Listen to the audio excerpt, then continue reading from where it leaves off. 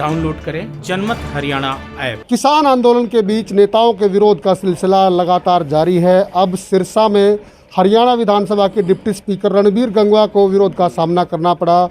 किसान आंदोलनकारियों ने उनकी गाड़ी के शीशे तक तोड़ दिए। उनसे बात करने की कोशिश करते हैं और जानते हैं कि क्या था ये पूरा मामला। सर, किस तरह ये विरोध हुआ? क्या प्रायोजित कार्यक्रम था या कैसे लोग पहुँचे आप तक? देखिए, हमारा 11 तारीख को पार्टी के सिरसा ज़िले के कार्यकारिणी की मीटिंग थी। उसके अंदर मैं गया था और जब वहाँ से निकलने लगा तो उस टाइम पे कुछ लोग, संख्या में मेरे ख्याल से कोई 35-40 होंगे, उन्होंने लाठी डंडे, हाथ में पत्थर लिए हुए थे और उन्होंने गाड़ी के ऊपर हमला करने का काम किया। तो निश्चित रूप से दुर्भाग्यपूर्ण है और ये मैं दावे के साथ कह सकता हूँ तो किसान वो कतई नहीं थे, क्योंकि किसानों के अंदर तो मैं हमेशा रहता हूँ, किसानों से बातचीत भी होती रहती है। वो लोग तो कुछ जो जिस हाव भाव से मुझे लग रहे थे, कुछ नशेड़ी किस्म के लोग जो है वो थे, क्रिमिनल लोग आप उनको कह सकते हैं, क्योंकि जिस तरीके से पत्थर बरसाने का काम किया गाड़ी के ऊपर, तो ठीक है कि शुक्र हमें किसी को चोट नहीं लगी। तो लेकिन जो उनका इरादा था वो कोई चोट मारने का भी, हमला करने का था। और गाड़ी के जो है फ्रंट शीशा भी, बैक वाला भी शीशा भी और साइड वाले शीशे भी उन्होंने तोड़ने का काम किया। इसी कार्यक्रम में सुनीता दुग्गल जो सिरसा से एमपी है, वो भी आपके साथ मौजूद थी। क्या उनकी गाड़ी पर या उन पर भी किसी तरह का हमला हुआ है?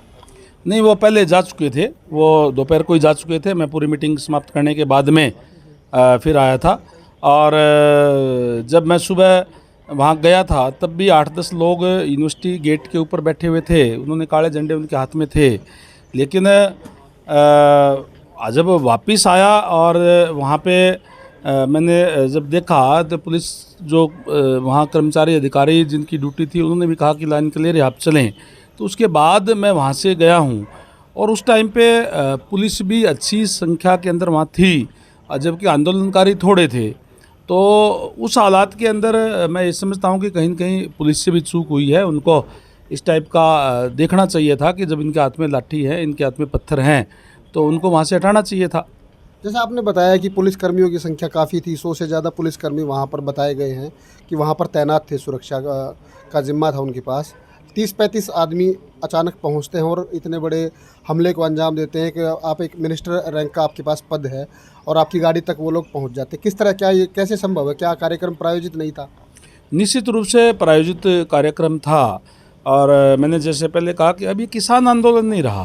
किसान आंदोलन तो शुरू के अंदर तो किसान आंदोलन था। उस टाइम तो जो किसानों को कोई बहका करके भी आपकी ज़मीन चली जाएगी, आपको जो एमएसपी से आपकी खरीद नहीं होगी, अब किसानों को तो धीरे धीरे समझ आ रहा है। किसान अभी जो पीछे जो फसलें हुई हैं वो पूर्ण रूप से सरकार ने जो है खरीद करने का काम किया है। और अभी ये जो हमारे पार्टी के नेताओं ने भी और इस डिबेट के अंदर भी ये बता दिया गया है कि कहीं भी ऐसा नहीं है कि किसान की इसमें ज़मीन चली जाएगी, बल्कि किसानों को तो ये बिल जो है और ज़्यादा अधिकार देता है। ये चीज़ें, तमाम चीज़ें किसानों को धीरे धीरे अब समझ आ रही है और आंदोलन से वो हटते भी जा रहे हैं। अब कोई संख्या किसानों की उसमें नहीं है, बल्कि ये तो कुछ क्रिमिनल टाइप लोग उनकी है, या जो लोग जो जिनकी राजनीतिक ज़मीन खिसक चुकी है, उन द्वारा प्रायोजित लोगों की इस टाइप की टीम थी, जिन्होंने प्रदेश के अंदर शांति भंग करने के लिए, अराजकता का माहौल क्रिएट करने के लिए इस टाइप का कार्य जो करने का काम किया है। और जैसे ही ये घटना हुई, मैंने तुरंत उसी टाइम एसपी से भी बात की, डीजीपी साहब से भी की और माननीय मुख्यमंत्री मनोहर लाल जी से भी मेरी बात हुई और उन्होंने भी बड़े गंभीरता से इस विषय को लिया है। अभी एसपी साहब का तो वहाँ से तबादला कर दिया है और माननीय हमारे होम मिनिस्टर विज साहब ने जो है अभी जांच के आदेश दे दिए हैं कि जिससे भी ये चूक हुई, आगे चूक ना हो, इस टाइप के भी पुख्ता प्रबंध किए जाएंगे। एक किसान खेत में है जो अपनी फसल पर पूरा ध्यान है, जिसका जो अभी धान का सीज़न है, धान की बुआई लगातार चल रही है। एक किसान जो हरियाणा के अलग अलग इलाके में जो टोल प्लाजा है उन पर बैठा है, धरनारत है। इसी तरह बॉर्डर पर किसान है, दिल्ली के जो बॉर्डर हैं उन पर लगातार 7 महीने से किसान वहाँ पर बैठा है। और एक किसान वो है जो नेताओं का विरोध कर रहा है। ये चारों तरह के किसान एक ही है या इनकी जो कैटेगरी है वो अलग अलग है? किसान तो अपने खेत में लगा हुआ है, किसान अपना काम कर रहा है और अभी क्योंकि धान बिजाई का भी टाइम है और वो अपने काम पे लगा हुआ है। ये तो केवल जैसे मैंने कहा ना कि जो जिन राजनीतिक लोगों की ज़मीन खिसक चुकी है, जो ये लाल झंडी वाले जो कामरेड है, जो किसी कारखाना के अगर बैठ जाएं तो कारखाना बंद हो जाता है, इस टाइप के जो लोग हैं, या जो कांग्रेस के लोग हैं जो इस किसान आंदोलन के बहाने अपनी राजनीतिक ज़मीन तलाशने का काम कर रहे हैं, या तथाकथित नेता जो अपने आप में हर रोज़ एमएलए एमपी बन के सोते हैं इस किसान आंदोलन के बहाने, और वो इस टाइप का जो अराजकता का माहौल जो है वो करने का प्रयास कर रहे हैं। किसानों के अब धीरे धीरे बात समझ में आ रही है, इसीलिए उनकी जो भीड़ जो लगातार घटती जा रही है, वो लोग नहीं जा रहे। और अब तो जो जैसे जो सिरसा वाली बात मैंने कही, आपने कही है, सिरसा वाले उस हाव भाव से और से मुझे लगता था कि जो नशेड़ी टाइप के लोग हैं, जो इस टाइप के लोगों द्वारा भेजे गए हैं, वो जांच होएगी, जांच में क्लियर भी हो जाएगा सारी चीज़ें।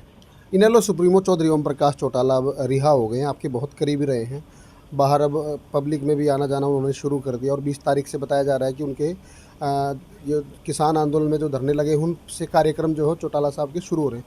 तो आपको क्या लगता है, क्या हरियाणा की राजनीति में कुछ जोश ला पाएंगे, खासकर उनकी पार्टी को लेकर? देखिए, चौटाला साहब पहले भी लगातार जब जेल में थे तब भी पैरोल पर आकर के जाने का काम करते थे, तो उससे अलग से कोई उनका कोई असर पड़ने वाला नहीं है। और उनकी सेहत को देखते हुए या जो भारत सरकार ने जो कानून बनाए उसको देखते हुए उनको रिहा तो पहले हो जाना चाहिए था, लेकिन क्योंकि शायद दिल्ली सरकार के रोड़ा अटकाने से उनकी लेट हुई है। मैं उनके अच्छे स्वास्थ्य की कामना करता हूं। और जहां तक पार्टी की बात है, अब क्योंकि पार्टी दो फाड़ हो गई और इसलिए अब कुछ उठा पाना या और है, अब वो मामला नहीं रहा। चौटाला साहब की एज को देखते हुए, क्योंकि उम्र भी काफ़ी हो गई है, और अब लोगों का रुझान आईएनएलडी की तरफ नहीं है। राजनीति के आगे, राजनीति के पीछे, हर हलचल को जानने के लिए हमारे YouTube चैनल जनमत हरियाणा को लाइक करें, सब्सक्राइब करें और अपडेट रहने के लिए बेल आइकन दबाना ना भूलें। देखते रहें जनमत हरियाणा, सच के अलावा कुछ भी नहीं।